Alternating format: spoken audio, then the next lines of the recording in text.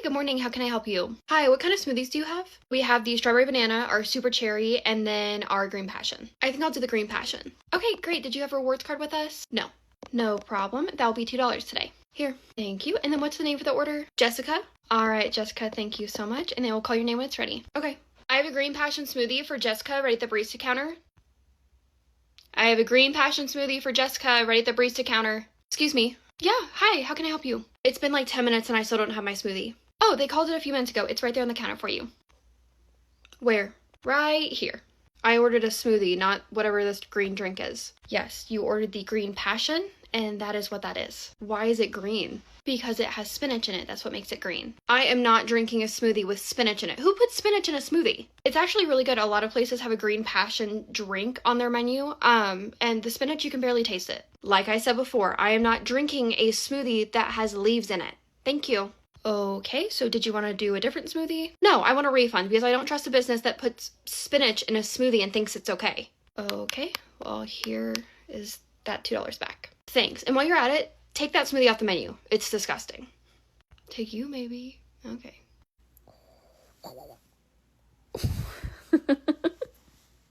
Hi, how can I help you today? Can I get your ham and Swiss sandwich on wheat bread? Absolutely. And then did you want a drink today? Yeah, a large Diet Coke. So we only have Pepsi products. Did you want to do that or something different? Wait, you don't have Coke at all? Nope, we just have Pepsi products. Then I'll take a water.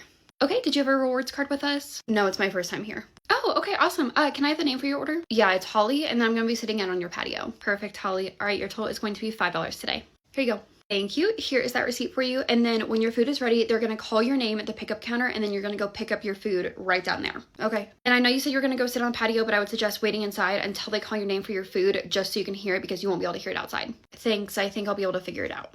Okay, sure. No problem. I have an order for Holly. Holly, your pickup order's ready. Hey, Jillian, did you ring in someone named Holly because they're not coming and picking up their food? Oh yeah, she's sitting out on the patio. I will go let her know. Great, thanks. Hey, Holly, I just want to let you know that your food is ready at the pickup counter. Okay.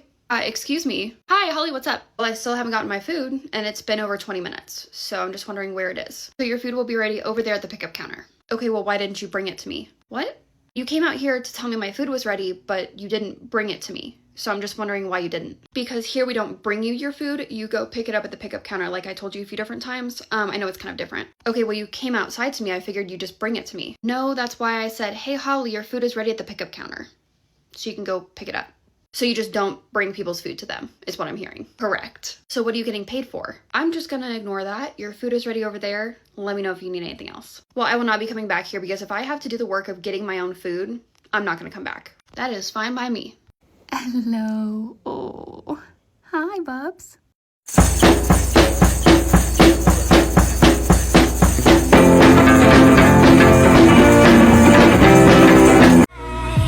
I beg you on my knees to stay. Don't make me love, make me crazy. Hi, I'm Peter Parker. Hey, Peter Parker. You got something for me? So excited. This is the main event. It is March 17th. That means I am going to the midnight book launch of Sunrise on the Reaping, the new Hunger Games book. If you don't know, I am obsessed with the Hunger Games. I have been for 11 years. I am a Hunger Games expert. This is the only thing I will ever say I am an expert on. It is the Hunger Games. Oh, before I forget, look at my Sunrise on the Reaping nails. I got them done the other day. She drew all of this stuff. This is kind of tangent, but look at my Sunrise on the Reaping. She drew the Mockingjay. It's kind of hard to see with the light, but yeah, she drew this. So I have that. I have a crown. I have 50th, and then I have the snake. Now that I've shown you my nails, I figured I would get on here, and for all of you non-Hunger Games experts, I would give you a quick refresh on what we know from the original trilogy going into Sunrise on the Reaping. I'm going to include Haymitch, and then also what Katniss and Peeta saw of his games, which we know is with the Capitals version of it, the edited version, so we're going to get the true what's going on, what actually happened in Sunrise on the Reaping. Okay, so I'm going to avoid, for right now, anything we've learned so far about Sunrise on the Reaping. Not spoilers, because I haven't seen any. Thank God. If you know some people have been spoiling it, you are a piece of shit if you're doing that. I'm talking about like little quotes we've seen, the excerpts we've seen, the short excerpt that Suzanne Collins read. I'm gonna avoid that for right now. So if you just want to go into it completely blind, aside from what we know from the original trilogy, it's safe to watch for right now. We know Sunrise on the Reaping is going to be told from Haymitch's perspective when he goes into his Hunger Games, the 50th Hunger Games, and the second quarter quell. If you don't remember what a quarter quell is, there's been 3 quarter quells. It's a special Hunger Games where there's a really bad twist for the districts anyway, every 25 years. On the 25th Hunger Games, the first quarter quell, everyone had to vote on who their tributes were going to be. So they voted on the male and the female tribute. On the 50th Hunger Games, which is the one Sunrise on the Reaping is going to cover, it was double the amount of tributes. They had to send 2 boys, 2 girls. This is going to be very relevant for Sunrise on the Reaping, since this is the story we're following, is Haymitch winning his second quarter quell and everything that follows after that. We've obviously seen the third quarter quell, which was in Catching Fire when Katniss and Peeta go back into the arena because the victors were reaped for the quarter quell.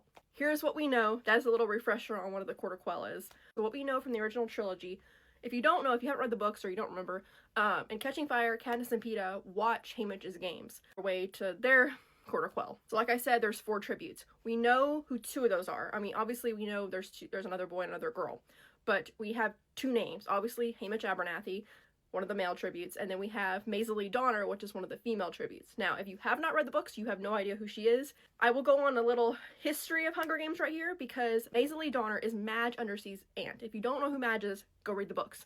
But Madge is Mayor Undersea's daughter and was Katniss's friend. Cut her out in the movies. But she's the one, Madge, is the one that gives Katniss the Mockingjay pin. And the Mockingjay pin belonged to her aunt, Maisie Lee Donner. Maisie Lee Donner was one of the tributes, like I said, in the quarter quell. Also, Madge's mom, obviously Maisie Lee Donner's sister, they were twins. And another familiar face we know here, Miss Everdeen was friends with Maisie Lee Donner. And we know this for a fact because Miss Everdeen says it. I really hope we learn her name. I really want to know her name, okay? It's always Miss Everdeen. So she's 16 at the time. I'm going to call her Miss Everdeen, obviously. Mockingjay pin that Madge had that she gave to Katniss, obviously the Mockingjay pen, belonged to Maisie Lee Donner. That just adds an extra layer. So because I cannot explain this any better than Susan Collins herself, I will just read you the little passage. So it says, that's her mother. She and Maisie Lee were twins or something, Peeta says. My dad mentioned it once. So maybe Peeta's dad also was friends or knew them? We don't know. We do know Miss Everdeen was friends with Maisie Lee Donner. She tells Katniss and Prim had a friend that went that year for the quarter quell when they're mentioning it. Snow's about to read the card of what the quarter quell is going to be. Prim's like, what are they doing? The reaping's not for a while. Miss Everdeen's like, it must be the reading of the card because she remembers from the 50th Hunger Games, and then she tells Katniss and Prim, I had a friend that went that year. And they're both like, we didn't know this. She also tells Katniss and Prim that Maisie Lee's parents gave Miss Everdeen Maisie Lee's songbird after she died in the arena. So anyway, here's just a little passage about it. Think of Madge's mother, Mayor Undersea's wife, who spends half her life in bed immobilized with terrible pain, shutting out the world. I think of how I never realized that she and my mother shared this connection, of Madge showing up in that snowstorm to bring the painkiller for Gale, of my Mockingjay pin, and how it means something completely different now that I know that its former owner was Madge's aunt, Maisie Lee Donner, a tribute who was murdered in the arena. So, back to the reaping for the 50th Hunger Games. I know this is kind of all over the place, but I'm just telling you knowledge from my head. I don't have it like written down anywhere, so it might be a little chaotic of the timeline of when I'm telling you what you need to know. Haymitch is called last in the reapings. Katniss says about how Haymitch looks then, because obviously we know him. I mean, I obviously picture Woody Harrelson, but Haymitch is from the Seam, the poor part of District 12 where Katniss is from, and Lucy Gray, but we're just talking about the original trilogy. Seam gray eyes like Katniss, the dark hair. Obviously in the movie, Woody has the blonde hair, but in the book, Seam look is kind of, you got that olive skin, you have gray eyes, and dark hair. I feel like I should just read it to you, because if you haven't read it, you just need to know, this is just what we pretty much know is from this right here, when Katniss and Peeta are watching it, and then obviously little nuggets from Haymitch over the course of the trilogy. This is what Katniss says about him when they're watching his reaping. Haymitch's name is called last of all. It's more of a shock to see him than my mother. Young, strong, hard to admit, but he was something of a looker. Hair dark and curly, those gray seam eyes bright, and even then, dangerous. And then we have the tribute parade, which they're dressed in the coal miners' outfits, which the District 12 tributes tend to wear yearly, is like coal miner outfits, because they're not very creative, the stylists that were with them, or they just don't care. Although they were naked one year and had coal dust over them. But we know that. I don't think that's going to be really relevant for Sunrise, but just thought I would add that in. But that's what Haymitch ends up wearing. We do know Caesar Flickerman will make an appearance, because at this time, at the 50th Hunger Games, he's already the interviewer for the Hunger Games. Katniss and Peeta only end up seeing like one little clip of Haymitch at his interview.